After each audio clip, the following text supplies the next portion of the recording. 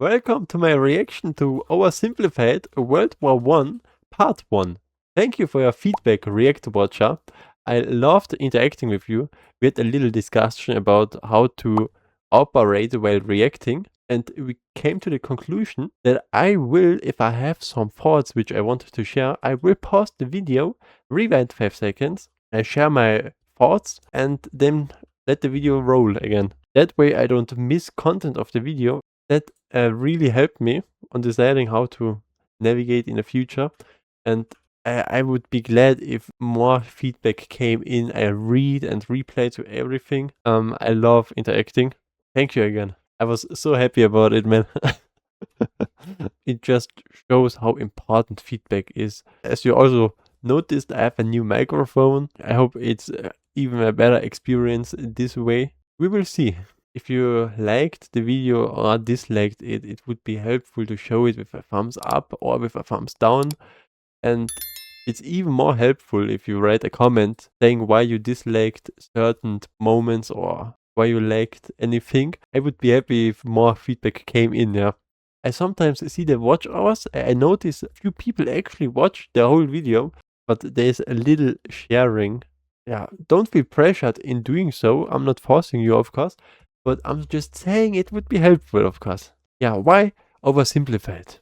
Let's come to the actual video. Yeah, Oversimplified was actually recommended on my last video, as you can probably see somewhere here. I think World War II was suggested in the end, and you know, it feels unnatural to begin with World War II, even though World War I happened. I thought it would be smart to react to World War I before moving on, you know, because that video really caught my attention. Also, I'm actually a Twitch streamer, but I'm recording this video because of circumstances. If you like to, you can visit my Twitch, of course. Link is in the description. But if you don't want to, you can subscribe this channel if you like the content. There are some gaming highlights coming from my Twitch journey and, of course, React content. Yeah, let's jump into the video.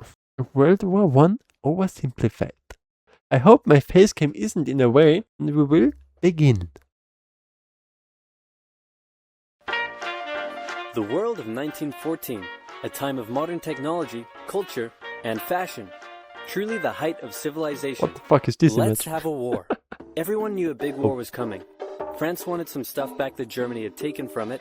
Germany wanted to take more of everyone's stuff, and they were building a big sexy navy that was making the British uncomfortable. These two empires thought they were really cool, but lots of different people who lived there didn't think it was so cool. And some of them had even been declaring independence with help from Russia. Everyone was talking about each other behind each other's backs. Throw in the fact that military technology had come a long way since the last major war, and suddenly everyone was pretty eager to beat each other up. In this area of Austria-Hungary live some Serbs and Bosnians. This was actually the thing I meant in my last reaction, that the Austrian Archduke went to Sarajevo and got shot, and it started the World War I. Yeah, in the history of the entire world video, I somehow skipped 400 years to pick up on this event. Probably a good time to share everything I know before the video begins, right? There's a huge war coming. We all know. I don't know much, but I know, yeah, what do I know? The losers of the war are going to be Austria and Germany, of course. But I know that Austria actually won few battles against Russia, right? Yeah, and it lasted until the Americans arrived. And yeah, then after the war, that agreement was reached, right? And it somehow was the triggering point of World War II, if you want it that way, I guess one could say, right? Yeah, I don't have a lot of knowledge about World War I, actually. I know this stuff happened. The Archduke got assassinated. I know the winners and losers, and that's it, bro. Oh yeah, of course, yeah, and Austria-Hungary fell apart because of this. I think they lost basically everything. I'm not sure. Let's just watch the video before I spread some misinformation. Who hated living in Austria-Hungary. So wait. We said rewind 5 seconds. In this area of Austria-Hungary live some Serbs and Bosnians who hated living in Austria-Hungary. So the Austro-Hungarian Archduke Franz Ferdinand goes there for a nice drive in an open-top car with his car's route published in advance. And that went just about as well as you'd expect. Some assassins were waiting for him along the way and threw bombs at his car, but they missed and blew up some officers behind him instead. So the Archduke goes into hiding, leaves Sarajevo, and the whole war never happened. Wow. Except no, the Archduke doesn't leave, but instead goes back out in the open-top car to visit the injured officers in hospital. The driver takes a wrong turn and by sheer coincidence gets stuck beside one of the failed assassins. Bro, Who what? shoots him. It's so Austria-Hungary unlucky. is What the understandably fuck? pissed about Well, what is the chance of that happening? all this, and they think this him. Austria-Hungary is understandably pissed about all this, and they think the Serbian government had something to do with it, which they might have. So they go to their ally Germany and say, hey Germany, we're going to declare war on Serbia, and Germany is all for that. So Austria-Hungary send a big list of impossible demands to Serbia, and when Serbia refuses, they declare war. Austria-Hungary and Germany are friends, and Serbia is protected by Russia, who's friends with France, so they'll declare war on each other. Montenegro joins in too. France. Oh, okay, it's like a chain reaction. Oh, okay. I was wondering why everyone was angry at each other, but I get it. Everybody had some kind of alliance. Makes sense, I guess. France and Britain also have a kind of alliance. So in France. What the fuck? I just said alliance. Funny. Other. Montenegro joins in too. France and Britain also have a kind of alliance. So when France says, hey Britain, you got my back? Britain is like, maybe. And then they decide to stay out of it, which is great for Germany because Germany has a plan. They know that Russia is so big and clumsy that it will take them a while to get ready for war. So with this guy in charge, Germany will send all its troops into France at lightning speed while Russia's getting ready, defeat France, then move all the troops to Russia and defeat Russia, and then we all speak German and eat Pfefferpottast every day. Just one problem. France has loads of forts and defenses along its German border, and Germany can't waste any time fighting them, so Germany decides to go around them. Through Belgium.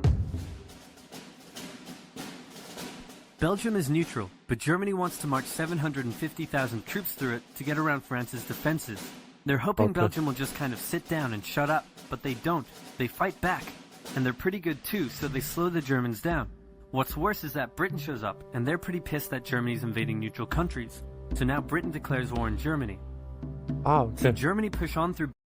So that was the reason why the Britons joined. Didn't even know that. Would the outcome of the war be different if they didn't invade Belgium, actually? I know it's like some time travel shit. Nobody can know this. But yeah, I don't know, man. I find this so interesting to think about this kind of stuff. We all know war is bad, obviously, but invading a neutral country is so pussy, man. That's so pussy, bro. Neutral countries. So now Britain declares war on Germany. So Germany push on through Belgium and commit some atrocities along the way. They also wear spikes and sometimes skulls on their uniform. Bro. So if you're trying to not look like the bad guys, good job.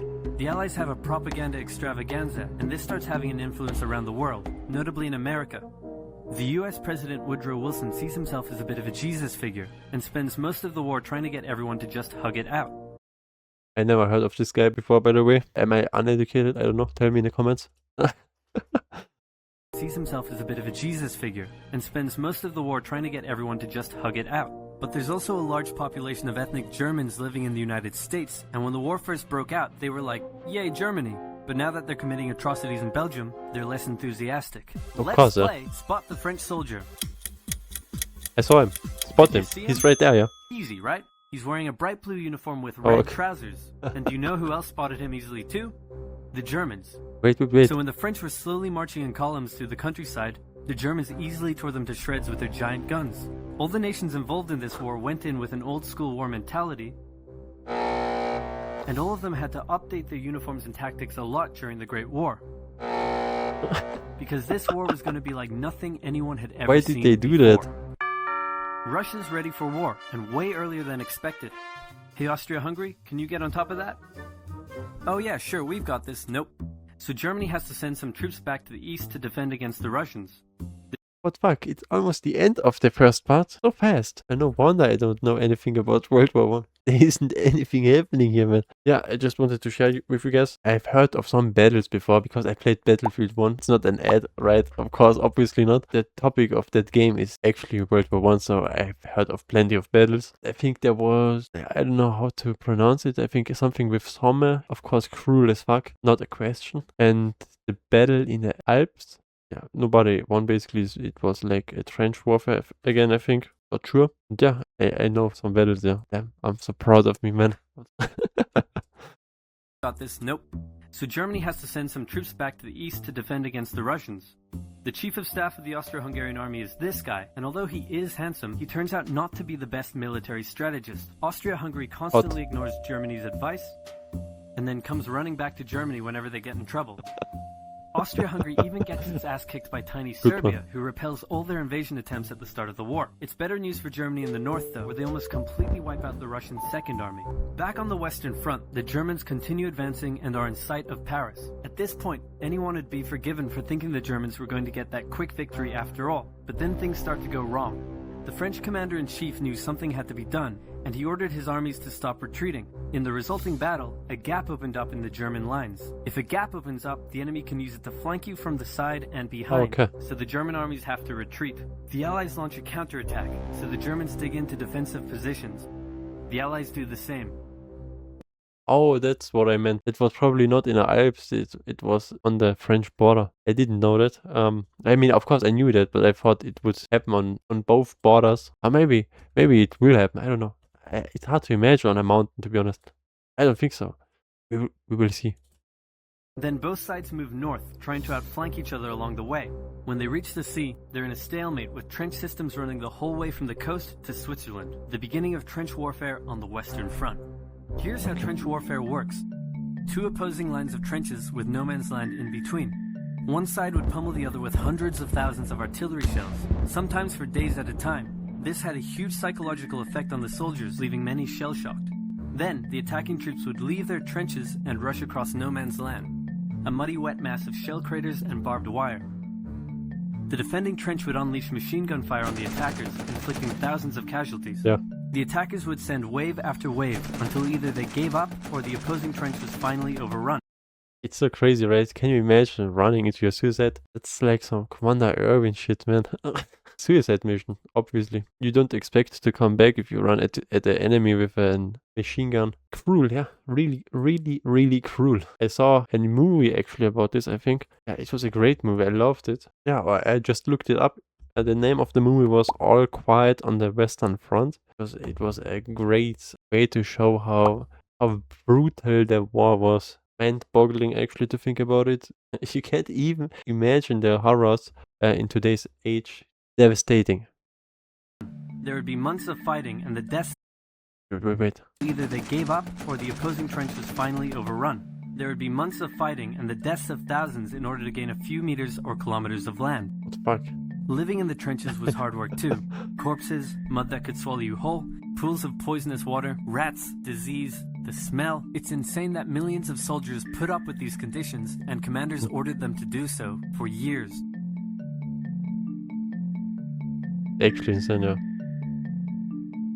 It barely changed the border. That's exactly the video I saw on my previous reaction. So I was curious about this. Oh, he also made a history of Japan. Interesting. I like the humor of this channel. He gets you to smile with devastating topics. With his humor, it's actually so funny. But the topic obviously is not. Yeah, I guess we will watch part 2. I mean, actually, there was plenty of stuff I didn't know. I'm thankful for the video. Great way to introduce me to some new information. Let's watch part 2. It should be somewhere here. If you liked the video, please consider giving feedback with a thumbs up or a thumbs down and write constructive feedback why you liked or disliked something. Don't be pressured to do so. I'm just saying I would be really happy. It's an opportunity for me to improve. Please don't be shy. I'm not biting and I'm not going to get insulted. You don't have to worry. And we will see us next time. See ya.